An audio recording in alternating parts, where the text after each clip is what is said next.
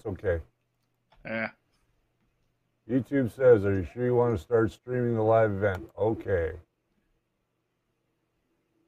Your event is starting. Da da da da da da. You're live, it says. Hello, world. Hello, Hello we're world. here. That's my first program. Okay, there we go. Hello, world. So who do we have here tonight? We've got Raymond Emsley, who was a keener. He was here first, then Rover, then Johnny Gardner, then Minnesota Maker, then 3D Medic Vince, then LS3 Jack. Wow, we got lots of people with us. Hey, Brian. Let's see. Hey, how's it going? I'm doing well. Are you frozen Welcome over at back. your house? Yeah. Yeah, that woke me up before my alarm did. So so I was going to say welcome back from Winnipeg or wherever out east where I you was were there, actually in but Saskatchewan. I was you in know what? Churchbridge, Saskatchewan. It's equally as cold. Yes. If for anybody that is in our audience tonight that is from Canada, Saskatchewan is flat. So when the wind blows, you feel it in your toes to your nose. And because there's nothing stopping it. I guess southern Saskatchewan is flat. I always say that they're dirt farmers out there, but they're not. There's a lot of industry out there and oil, gas, just like we have here. But they're doing much better than we are. Good Absolutely. evening to David Stockdale. Hello, sir. Thank you for welcoming me back, guys. It was a trying couple of weeks. For those of you that don't know, I will kind of briefly fill you in before we start the show. A family member that was very close to me passed away, and we were in Saskatchewan. We went to Saskatchewan last week and got back early part of this week, and for the celebration of life and viewing and that sort of thing. So thank you for all of you that sent well wishes and that our way. It definitely helped, and a big thumbs up to everybody. So tonight we got Brian here, we got me here, so the team is back together. The band, as they say, is back together. So now I've you can got fire the drummer, aka me, right? no. You're part of the band. You have to stay. I've got my Okay, until drink you find ready an to adequate go. replacement. No, you're an adequate replacement. You're better than adequate, Brian. He's fishing Oh, for thank you. compliments, everybody. Give Brian, Yeah, you look good in your pink shirt. Everybody I, hashtag Brian pink shirt. You look good. I think he's trying to make up for his comments about my part one of the CR10S Pro video. I came, I Yes, tried, I Ian, I am failed. holding up very well now. You know, we're now in the recovery process, so we're doing good. Hello, Rasmus. So tonight, what we're going to talk about is we're going to allude to what we're going to kind of be doing on Tuesday and Thursday this coming week.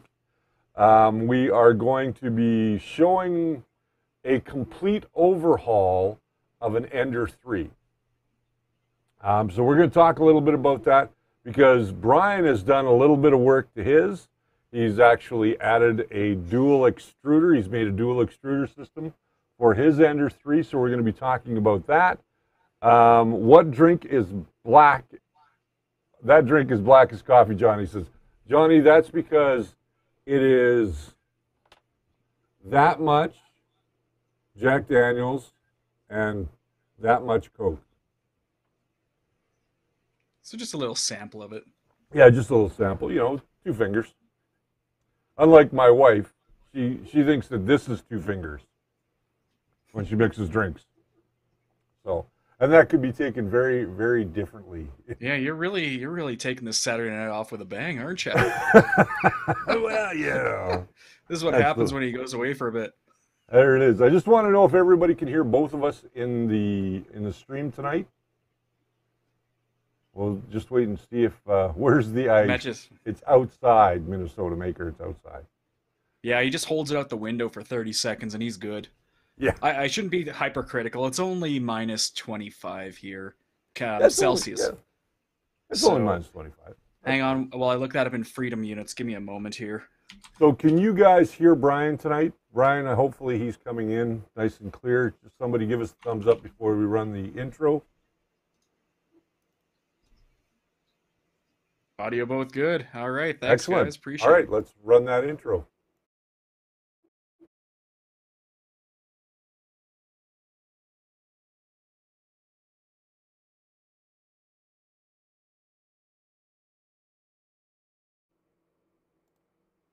So it is time to get into February. It is February 2nd. And with me tonight, as always, is my good friend, Brian Baker, also producer, host extraordinaire, great fill-in guy. You know him. You love him. There he is. You're really pushing hard now. Man, I must have bombed. You did great. You did great while I was away. So Thank you. Yeah, I had technical bugs, and I got over them just in time for you to take it back over. So all of it was for naught. So there you go. So coming up this week, we are going to be exploring how to do a complete upgrade on an Ender 3. Now, we are not going to go all out and do a duet, because I just don't think that a duet, in my mind, is the right board for an Ender 3. Ender 3 costs you $350 or $340 or $20 or $300, wherever you get it.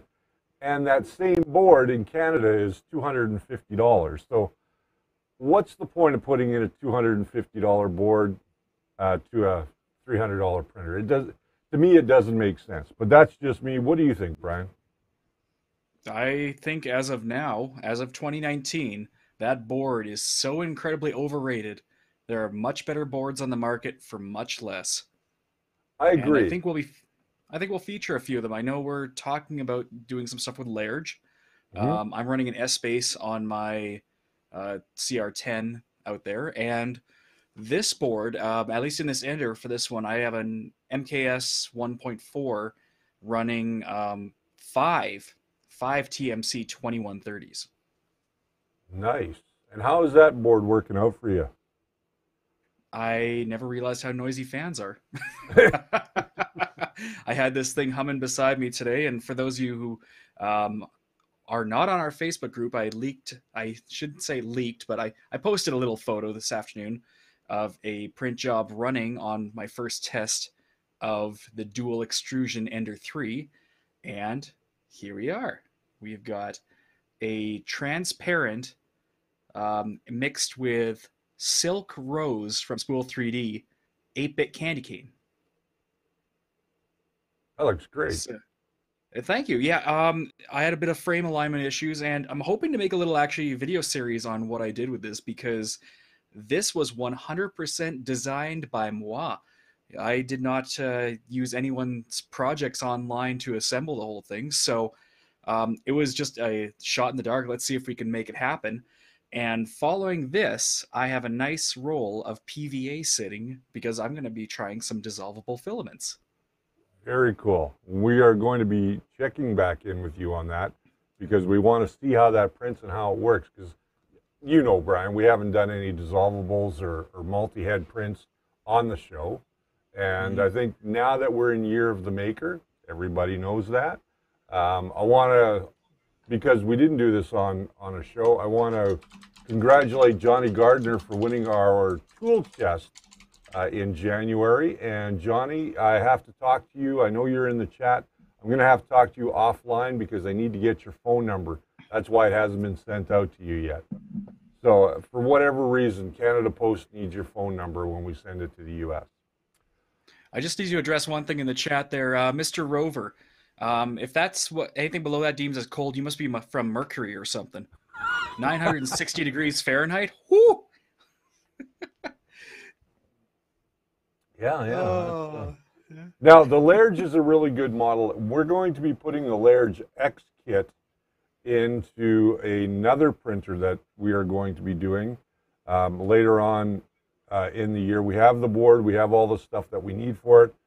We have to finish getting the printer together. But what I've done with my printer at the shop, my Ender 3, is I put in the MKS Gen L board with three 2208s, I think that's the one I put in. Yeah, the higher power, non-serial based ones. Yeah.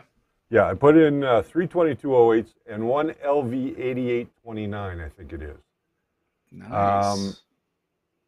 Yeah, and yeah, I think it's the LV 8729. 8729. 8729. Yeah. Yeah. I put in the 8729 on the extruder, and I'll explain that when we do that video. But so far, that machine is dead quiet, other than the fans. It's given me room now to expand in a way that I haven't been able to expand that machine. So what that tells me about the Ender 3, and Brian, you can probably attest to this, is that the Ender 3, although it's a great starter 3D printer, it's also a printer that you can grow with. Absolutely. Again, not going to spoil too many details, but if I do the math roughly on this upgrade, and bear in mind, you know, I did a whole board swap and I put in higher than average steppers. The dual extrusion setup was only a couple $100, and I know for sure it still comes in cheaper than buying a CR10, let alone the S Pro or an X or any of those other printers. It's got a lot of flexibility on it, and at the end of the day, it's hard to kind of understand how they managed to put a lot of good quality parts in that machine for that price point, especially with the Pro coming with a Meanwell power supply. And you know, as we discussed with the CR10 S Pro, they're putting in 500 watts on Meanwell supplies on those things, which I've never seen those retail for anything less than 150 Canadians. So it's a great starter printer. It's a good good price point, and I don't think you can make this machine cost more than $100 or $1,000 when it comes to upgrading it to do whatever you want it to do. I would have to agree with you on that, because I think the retail for what we did to mine came in at less than $100, because the board itself was 29, the steppers were 14 a piece, and you know, it came in pretty cheap. There's a great question here from Louis Eric Samard. What are your thoughts on switching from a belt to a self-moving carriage on X with a laser distance meter? On the CR10, I would say that's probably a good upgrade. On the Ender 3, because it doesn't have a lot of travel distance, it's only 220 millimeters. I think that's a little overkill, but I mean, if you're into overkill, that's great. What about you, Brian? Yeah, I'm in favor of keep it simple. That belt can pull a lot of torque, as I've found out lately. Yeah.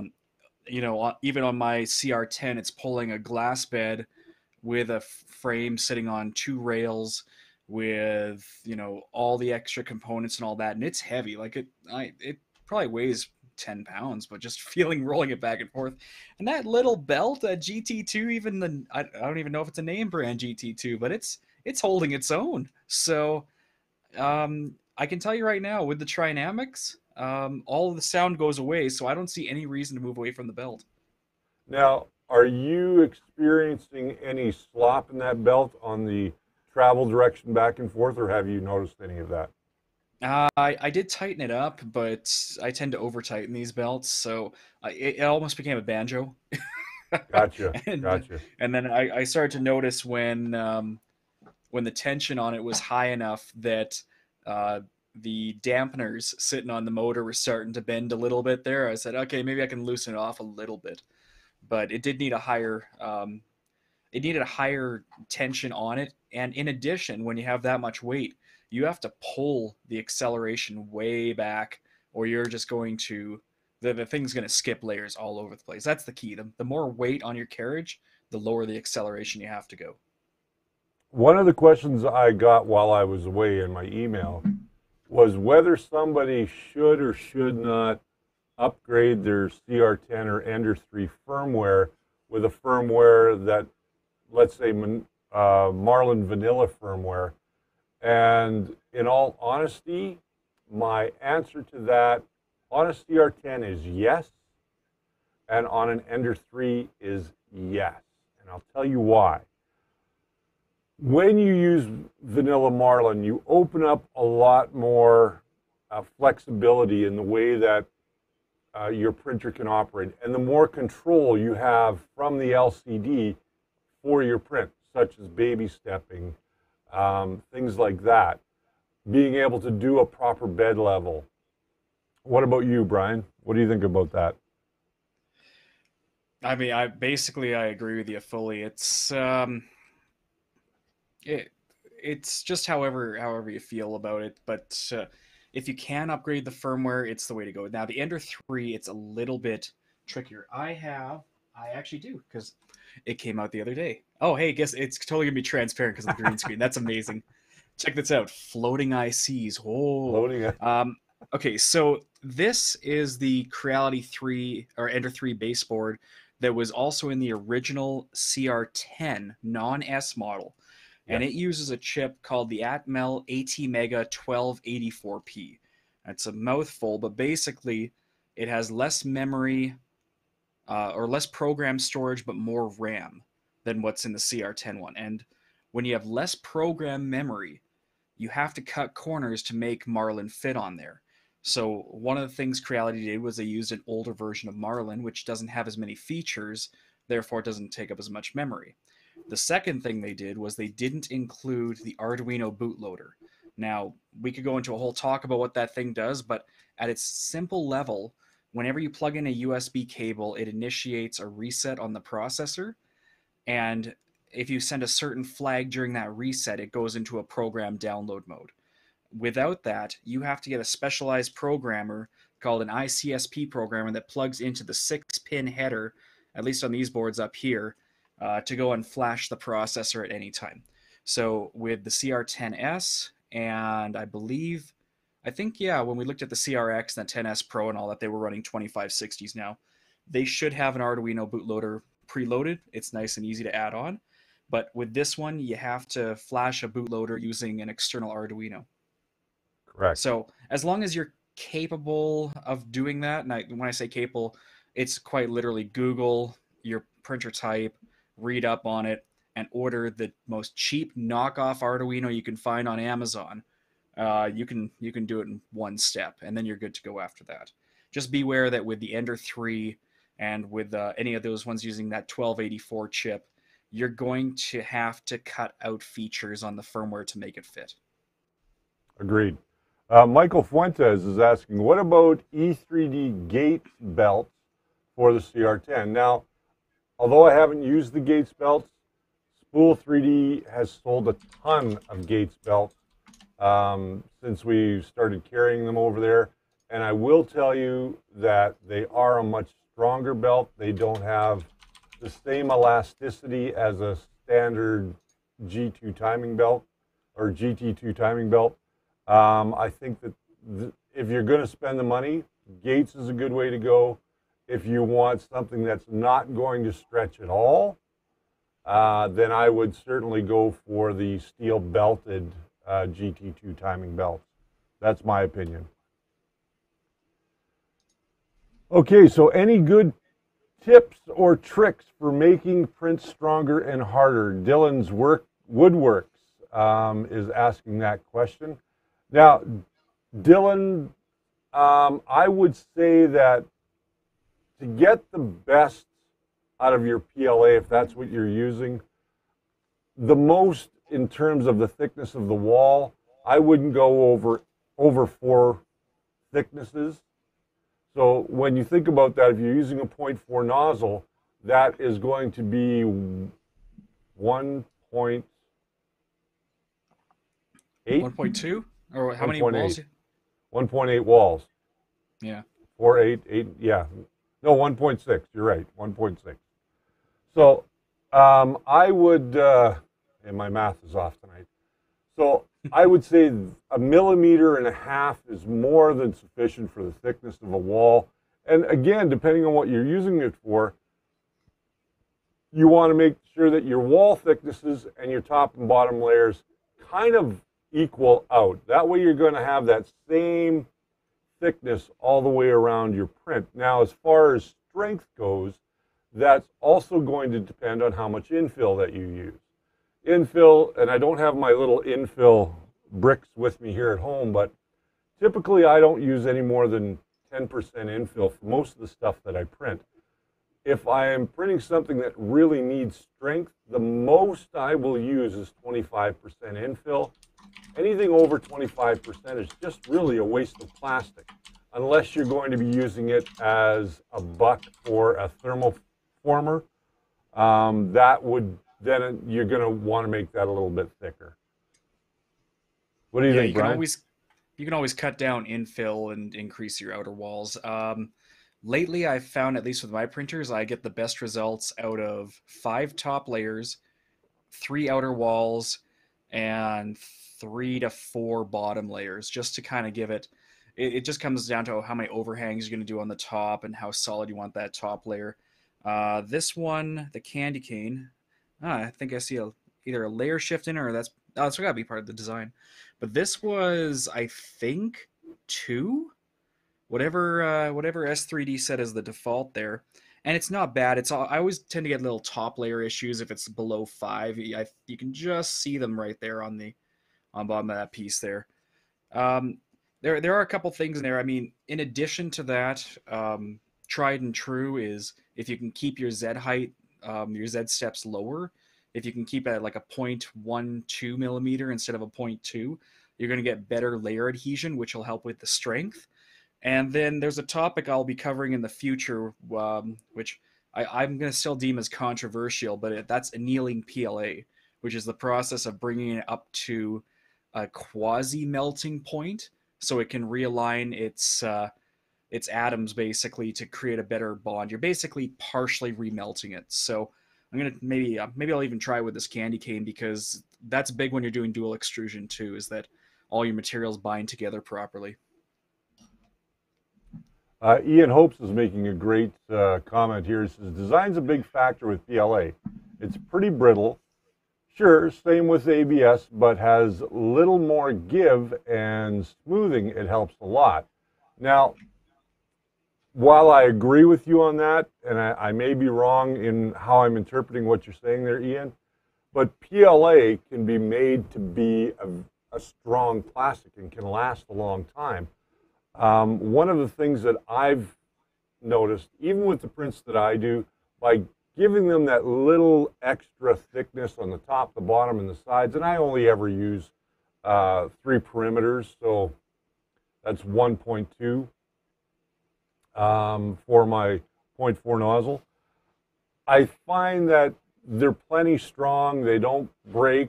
I've dropped things on the floor, and there's been very little breakage on them. So when it comes to ABS, if you don't have an enclosed machine, then your ABS can become an issue because it won't print properly. Now, that being said, a good sort of middle ground between ABS and PLA is going to be PETG. The only issue you're going to have with that is that you may experience stringing.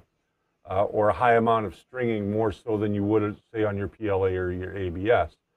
Now, I'm fortunate enough to have a machine that's dedicated just for printing ABS. It prints very well now that it's been all retuned. So that's all I ever do in that machine. But everything else I'm doing in PLA, because it doesn't need to stand up to the weather. It doesn't need to stand up to, daily abuse. Such like if I was going to print something to hold business cards, that's something that's going to be in my pocket all the time, so it's always going to be getting some sort of movement and flex. So ABS might be the right material for that. If I didn't have an enclosed machine, then certainly I would go to PETG. Michael Fuentes, another question. They say on E3D you need to use Gates pulleys and idlers to work with the Gates belts. True or no? I boot some G2 20-tooth idler pulleys on Amazon. Will those work okay? Now, from what I've seen, not everybody buys Gates pulleys, and we haven't had any issue. If it is something you really want to know more about, I will get some Gates pulleys, compare them to regular pulleys, using Gates belt, and we'll cover that in an upcoming video. But at the same time, it's the equivalent of buying the Cadillac and then putting on steel rims. You know, Exactly. yeah, it'll probably work fine. I mean, GT2 is a standard, okay? So you can guarantee your GT2 belt is going to work with a GT2 pulley and GT2 gears. But, you know, it's the case of the point of failure, right? If the gear or a pulley, if it fails, well, you know, you're going to be out X amount. I personally haven't tried any of the Gates stuff. I'm still running stock GT2 belts on all my printers, and I haven't had a single issue. So take that with a grain of salt. If you the belt, yeah, you can buy a better quality belt, and it's easy enough to change. So even the pulleys, if you want to buy something cheap, it wouldn't be hard to replace if it broke. Kiwi Frog is asking if we have tried eSun's PLA Plus. It's not brittle. I've tried eSun ABS. I have not admittedly tried their PLA Plus. I'm not a big fan of eSun on their ABS side. It doesn't seem to work as well as some other brands that I've used. So honestly, I don't know. Have you used their PLA Plus? Actually, eSun I have not used yet. I've used a couple of PLA Pluses though, and I gotta say, from what I've seen so far, it does seem quite stronger. In fact, I would put it in the realm of PETG for its strength, but I haven't actually done anything for, sustaining weight or anything. I just have to go based off its flex, and it's stiff stuff. It does not move. So I really need to look into the blends of what they're putting into it. But from what I've seen, at least with PLA Plus, it prints the exact same as PLA. So take it with a grain of salt. But if you guys have experience with PLA pluses in particular, I know I played with Sunlu and a couple of Canadian lines there, and it's been good to me. But same time, Richard's had a hell of a time. So let us know. Let us know in the comments what your experience with PLA plus, and I've seen PET G plus and ABS plus too. So let me know. Yeah, and with the PLA Plus, we had some samples of that early on from or Tough PLA, which is the same stuff. It's just branded differently. I didn't find it to print very well in any of my printers. I've been printing now for more than 2 years, almost 2+ years anyway. So at the end of the day, do I think the extra cost for PLA Plus is worth it? All depends what you're doing with it. If you want something that is not going to break down in the environment, then I would certainly go to PETG or ABS because of the sheer low cost of those plastics. But again, PLA has always been just fine for me. 3D printing Llama, I hope I got that right. PLA is stronger than ABS, will hold longer and take more pressure, but when it breaks, it starts shattering, where ABS and PETG, to some extent, flexes. Annealing HT PLA or high temp PLA is better than ABS SEPT and UV. So basically, I think what you're saying there is that, again, because it is PLA based, PLA is corn-based or cornstarch-based, so it's going to break down in the environment. It is still not going to do well in your windows, so don't make a flower pot out of it. But if it's something that you're doing on your desk, let's say a case or something like that, or something like this guy, which is a Thingiverse model. This is all printed in PLA. This is actually printed in... This was CC Tree PLA that we were generously sent from our friends over at Creality. They sent us some boxes of this. We tried it out. It seemed to work. It printed great. I mean, everything works. Everything turns. Everything moves. So, yeah, I would say, depending on what you're doing with it. I don't know. Can you see the chat there, Brian? Yeah, I can see the chat there. Okay. I'm just all tangled up in cables here because I saw a question about motor cable winding. So I wanted to answer that question. Okay. So, Depark is asking on the 34mm stepper motor that Spool 3D sells, how do you check the coil wiring matches the Creality motors A, B, B? Well, nothing matches the Creality motor windings, okay? So, here's what you do. So, if you have, let's see if you're going from the Creality one to a regular one. From everything I've seen so far, your cables will come in the color configuration of red, blue, green, then black. And then all you got to do is pull back the little tabs on this guy here and Which is a swap them out, DuPont move connector, around. by the way. The DuPont, there we go. We have all these. We need to go through the names of all these cables too, because I'm rusty on that. But I've been doing that all afternoon because when you switch to an MKS board, and if you decide to use your standard motor cables available wherever you buy them, you are going to have to swap those two pins, or your printer is going to sound like it had a bad batch of Carl's Jr. That's the only way to describe that thing. It starts shaking. Yeah, you're just changing the two center wires, are you not?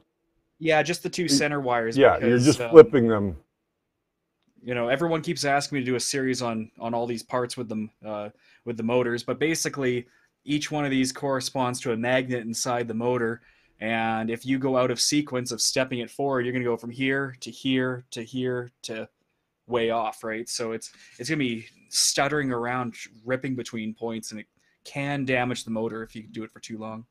Gotcha.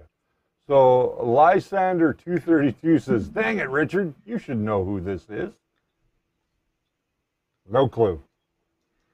Wait, okay, I'm going to take a chance. Based on that logo, is it Colin? Oh, yeah, I guess it could be Colin. Yeah, there we go. That's Colin. Because I don't Michael remember Fuentes. faces, but I... Go ahead. Oh, no, I was just going to say because I don't remember faces, but I remember Facebook profile photos. There you go. Michael Fuentes is saying, where would you recommend to buy the board y'all are using in the CR10 and Ender 3s machines? I see some on Amazon, just don't know which one to buy. In all honesty, what I would say there is the board is called an MKS Gen L 1.3 board. Is that correct? I think it is.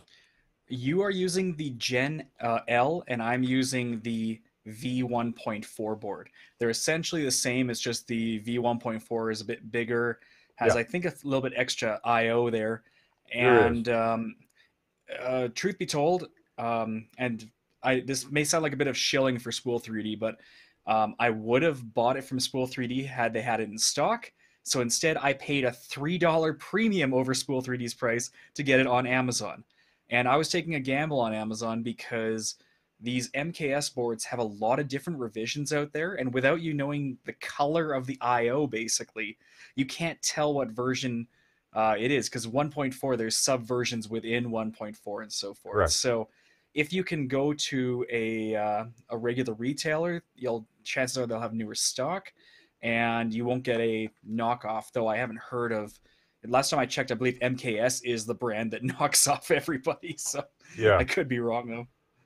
Well, MKS I think has done a better job of importing other people's designs, and they've made them work for a multitude of 3D printers. So it doesn't matter what 3D printer you're using, an MKS board can usually be swapped out for the board that you're using now. What is the type of motherboard in the CR10S Pro for Marlin?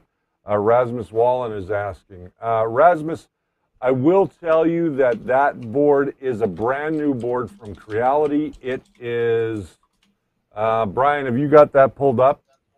I am just pulling it up right now because I have seen a lot of posts in the last week of people successfully upgrading the firmware. As far as I know, it's a pretty pin-compatible version. So stand by. I'm going to go and pull up the schematics or whatever I can pull from Creality. And I will move along share here. That shortly. There's a really good batch of Carl's Jr. Raymond Hemsley saying. Okay. I haven't had any luck with that Carl's Jr. here in Calgary. I've gone there twice, and the only thing I really like there is their milkshakes. Oh, yeah. So Wiley says, I was putting an MKS board 1.4 in mine, but I blew it up. Yes, we remember watching the Magic Smoke on the live stream. That was beautiful. My board and mine, haven't seen the video, Richard. You got to check it out. I did check it out. I was actually there in the live stream when it actually had Magic Smoke. Trust your viewers. Yeah. That's what we've learned. Trust your viewers. Okay, Dr. Bob Media says, looking for a way to splice together the last few coil of rolls that I used that are too short to go through the Bowden tube, so I can eventually splice them all into one new multicolored roll. That kind of alludes back to another question somebody asked about grinders and what we do with our leftover filaments. In all honesty, there to me right now is not a great system available for utilizing for lack of a better word, the leftovers. Anytime that you're making filaments and you want to use up, those meter pieces that you still have left off the roll, you are going to have to cut them up. You're going to have to grind them down. And you're also going to have to mix in fresh pellets so that you can make a new filament out of it. Some systems that are out there are fairly expensive and they are available, but the only one that I've seen is CNC Kitchen. I don't know if you guys are aware of CNC Kitchen or not, but if you aren't, go and check out that channel here on YouTube, CNC Kitchen.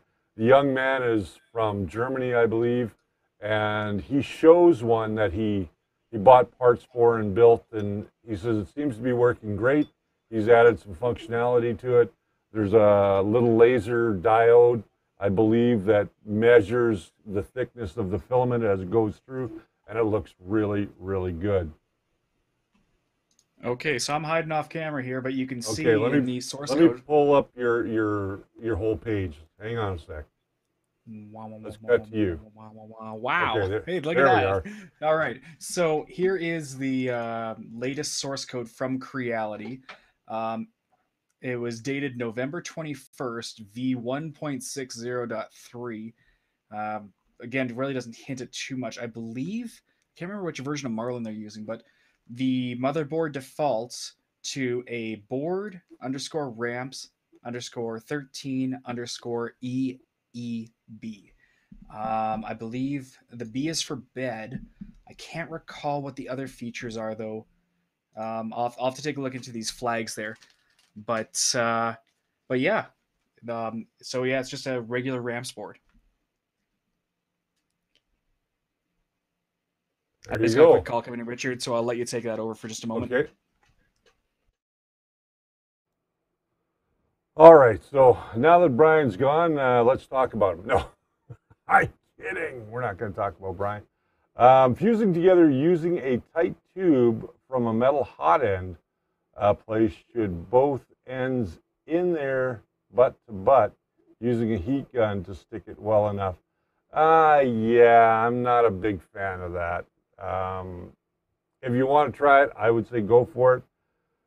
But Louis, that's not probably the way that I would do it. If you want to make your own filament grinder, then that's the way that I would go.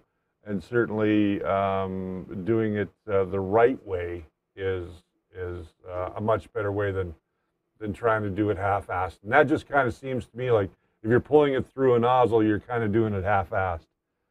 Or pulling it through a metal tube like a heat break or something, you're kind of doing that half-assed. So that's not the way that I would do it. But to each his own. You can try it, experiment with it. If it works, send us pictures, put it up on the Facebook page.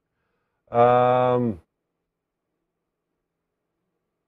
that looks like I've got most of the questions. We're still doing good. Brian looks like he's back now. Yeah, there we go. Here. Basically, today has been the greatest day for Amazon. Your audio went way down, Brian. Okay. Oh, there's gain all the way up. How about that? That sounds much better. There we go. Yeah, sorry. I just instinctually went and hit the gain knob to crank it off for the phone call. But yeah, Amazon today decided, hey, let's deliver at like 7:40 in the morning.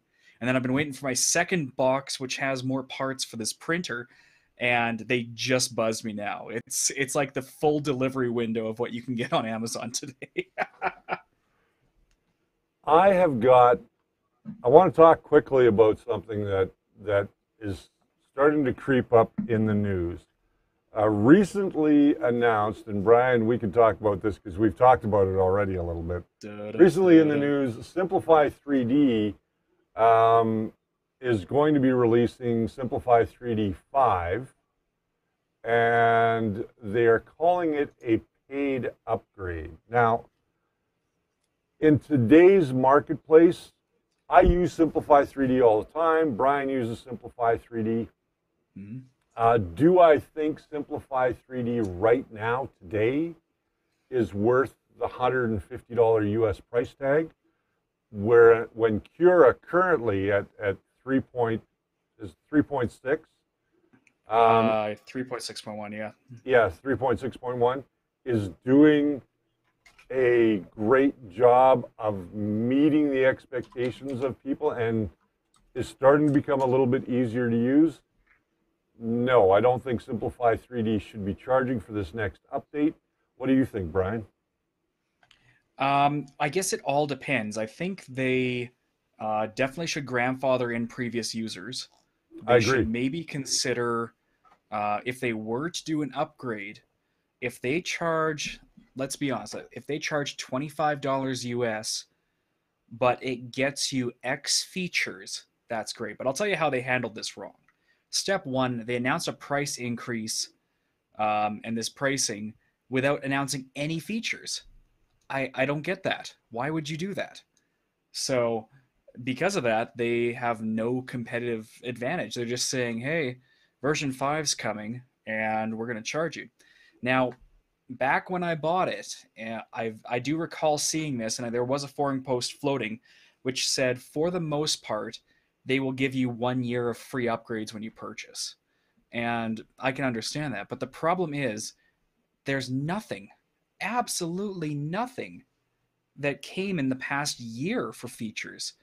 Meanwhile, Ultimaker flew ahead and basically replaced every single feature. So you know, I think the free products are doing excellent in comparison with the advantage of Slicer and Idea Maker. Now everyone's pushing towards these new ones. It gives them, it's an uphill battle. They really have to do something big to make users consider upgrading. And I think they're going to have kind of a bit of a shock when they realize nobody's using the new product. And if they start messing with the login servers and saying we're no longer supporting this product, then it's game over for Simplify. But that's not to say they're not the only one pulling weird things. For those of you who hadn't tuned in last week, I'll see if Richard can give me focus here again. Shasha. Sure. Let me put you up on screen. So here is Cura 4.0.0 beta. And as you can see, they've changed up this user interface again. And I really don't like it. They went and squoze everything into a smaller dialogue. And they haven't added any new features in this beta yet, because if you go to about, or sorry, if you go to the what's new dialogue when it pops up, it'll say what's new in 3.6.1. It hasn't offered anything. But they have also gone and added this user login that says, please log in or create an account to enjoy all features of Ultimaker Cura. So does that mean if you don't want to give them information in the future, you may not have access to all the settings? That is very concerning. So food for thought. Keep an eye on them. And, I've had a couple of people tell me they can't charge for Cura because of the GPL license they distribute it under. But I wouldn't go and say they're the end all be all. I would definitely look into some of those newer slicers out there, because they might be a stone's throw away from charging or requesting some kind of large amount of information for you to keep using. So, food for thought. That's a great point. That's absolutely a great point. Just so that you guys know, I mean, when companies ask you for information, it's all to do with marketing. So what they want is your information so that they can send you an email, newsletter, or advertising pertaining to a new product or things like that. What they're trying to do is build their client base. And I get that from a marketing standpoint. However, Cura has the option not to give them any information. And that has been something they've had for the longest time, ever since I got into this, and I think before that. So do I think you should willingly give up your information? No. Do I think that you should have the opportunity to give your information or opt out? Yes, because I think that's the best way to go in that situation. Now, we've been asked, pardon me, I'm burping up supper, I do apologize. Now, we've been asked many times if we're going to do comparisons on Simplify 3D, to Cura, to Idea Maker, to Prusa's Slicer, and things like that. And we are going to do that. We just have to schedule it in and do the videos for them and get them out to you. Now, as you guys know, now that we're in 2019, we've changed up a few things. Our shows are coming out on Tuesdays and Thursdays. Those will be our recorded shows. I know we've kind of, what's the word I want to look for? Made puppies with the dog this January. But some circumstances that came up prevented us from fulfilling that obligation. Now that we are into February, we have a brand new episode coming out on Tuesday. That is a look at upgrading a Ender 3 with a brand new board and a brand new touchscreen. We're going to show you that. And then on Thursday, we're going to dive into how we did the firmware for both the touchscreen and Vanilla Marlin, and how we set them up for the Enders 3 complete overhaul. That is, I want to thank Raymond Emsley, who's in our chat tonight. He brought his machine in. I've had it for far too long. I want to get it back to him, so we're going to finish those up, and then you guys will have the opportunity to see what we did on that. And then coming up next week, not sure what we're going to do the week after that, but we'll figure out something for you guys. If you have anything that you want to see in specific, make sure that you put it down here into the chat today, or that you go over to our Facebook page and put it over there. Because your suggestions help us with new content. Usually it's Brian and I trying to put our heads together, and we don't always agree on what we should be doing next, and I sometimes veto his votes, and I really shouldn't, because he's a big part of this team. So that's okay. Well, I got my way when you were away. I was able to run. You did. I saw that video. Yeah. Give me a thumbs up if you like the CR10S Pro video, because he didn't. What else? Richard, have you been working on your robot project? Yes, I have, actually. You can see behind me here. Here is the head. And he has green eyes. He does. And the jaw does move. He will be getting ears fairly soon. He has a video camera in this eye. There's a video camera in this eye. I have to get my bolts and bolt them back together. I'm going to be testing all the servos and the neck. There, I keep moving it out of frame. This is where all the neck joint goes. So it not only has side-to-side action, but it can go up and down. It can also tilt and look up in different directions with the way that this three-point neck is done. So we're going to be doing that. I'm going to be showing this off as we get closer to it. This is going to be with us at the Calgary Comic and Entertainment Expo. Mark your calendars for that, because Brian and I are both going to be there live Thursday, Friday, Saturday, and Sunday. on Saturday. We're going to try and do a little bit of a live stream. It won't be at 7 o'clock at night. It'll probably during the day. We'll let you guys know that. This is happening April 25th to the 29th at the Calgary Stadium. It's Calgary Comic and Entertainment Expo, but it's on the BMO Big grounds. Four? Yeah, It'll be in the Big Four, and okay. at the BMO Center here in Calgary, which is a big convention center. They have the rodeo and stuff there every year as well. So we're going to be there, and yeah, we're going to have lots of models there. Actually, I'm printing more models right now.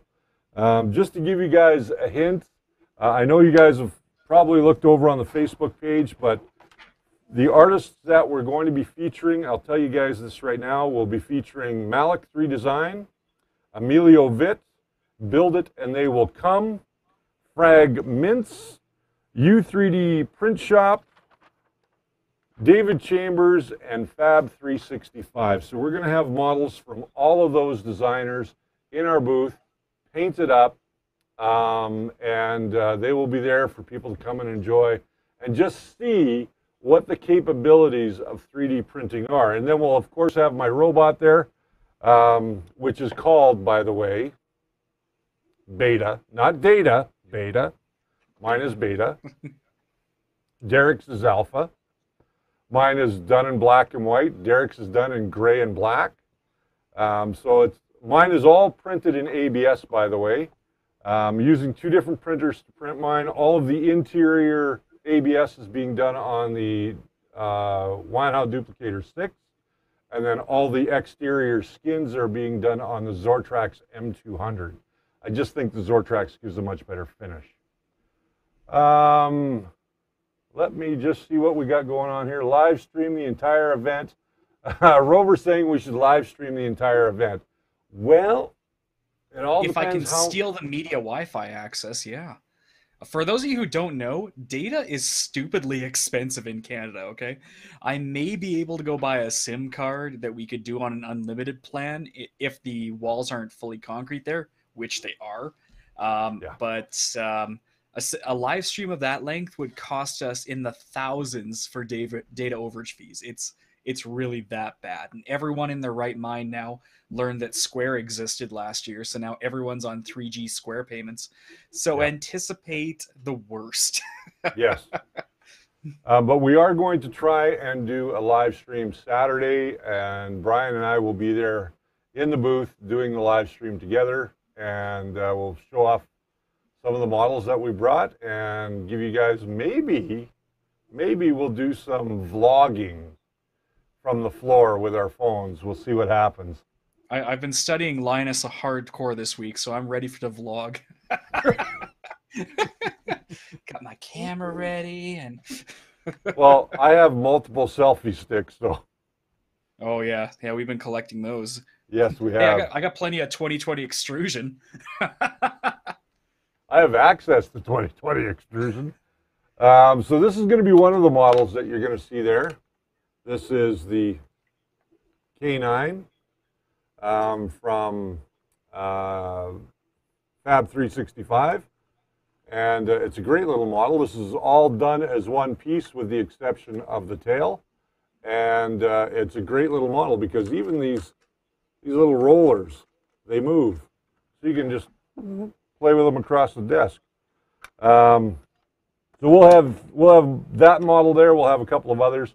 Brian, I think you're bringing a couple of models too, are you not? Yeah, now that I have 3 operational printers, I better bring something. Otherwise, I'm really going to look like a jackass. Yeah. I don't want to be doing it all. We need some stuff that's unpainted. I got plenty of cubes. I can bring tons of calibration cubes for people. Mine are bigger. Yeah, yours are. They're smaller but more efficient. Your cubes probably get used more than mine. But if they're cubes, you know why we walk around with our legs outwards. That's for sure. So. Yeah, welcome to Saturday nights. And welcome to Saturday night. Yeah, make the K9 unit an RC controlled, Rover says. While we could do that, I would have to print them much larger. Is there a link to the K9 files? Yes. Kiwi Frog, just go to fab365.org. That is fab365.org, and you can have a look at all the models. They're very inexpensive. I think this one was like $4 for that model. They all print as one unit, and then you just fold them together. They're really a great little model, and there's all kinds of robots there. Are we playing the Who's Bigger game? Jake from State Farm's asking. No, we're not. We could easily start going with our lenses. That one always becomes a game of whose lens is bigger. I'll tell you. That's My lens is at the shop, so yours right now is bigger.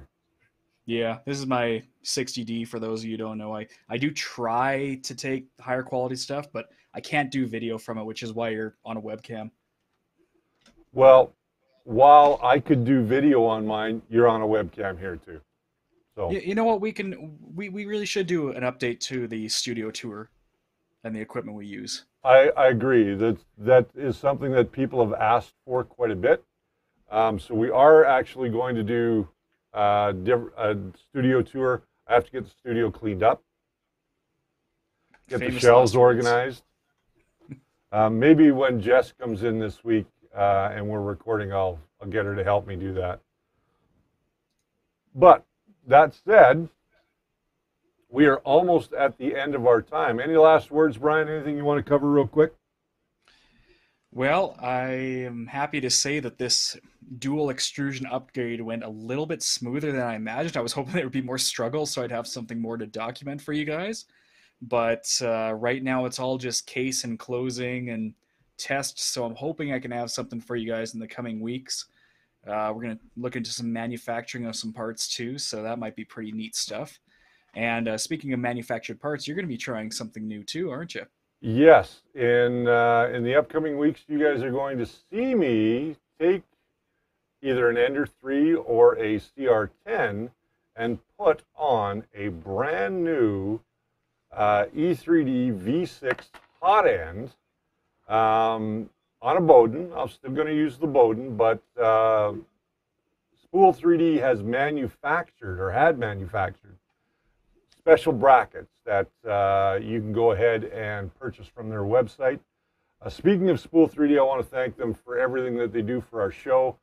They give us a studio to work out of during the week, and I have access to just about anything I need so that I can show you guys and teach you guys brand new stuff. And seeing that this is Year of the Maker, I really want to see more pictures of what you guys are making over on our Facebook page.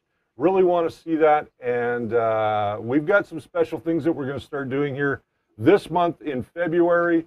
At the end of the month, we are going to pick one maker from our Facebook page, and they are going to receive a special TFL Makers Box that will include 4 different filaments and some extras and some stuff that may not even be related to 3D printing, but it's a fun thing. So make sure that you are posting your pictures over on our Facebook page, hashtag Year of the Maker, because this year is all about making, and that's what we want to get into more this year is with electronics projects, and not just making toys. We're going to be making all kinds of great stuff. We're going to be bringing that your way. And Spool 3D is a big part of that because they've got everything that we need to pretty much everything that we need to help us along the way. So we thank Spool 3D. Print it right, print it with spool3d.ca. So go check them out today. I want to thank Brian because he did a great job while I was away. Everybody give him a thumbs up. He did an amazing job while I was away. Thank you very much for filling in for me, Brian, while I was gone during a tough time. But I'm back now. And so no more Brian commentary on videos. So we're going to see Brian.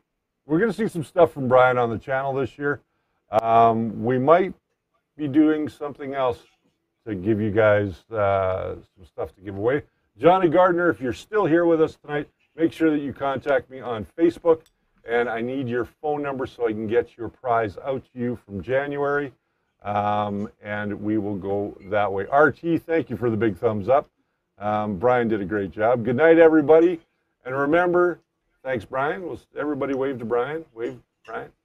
Just remember, you guys, that the first layer is always your foundation to a great print. Until next time. Cheers, everyone.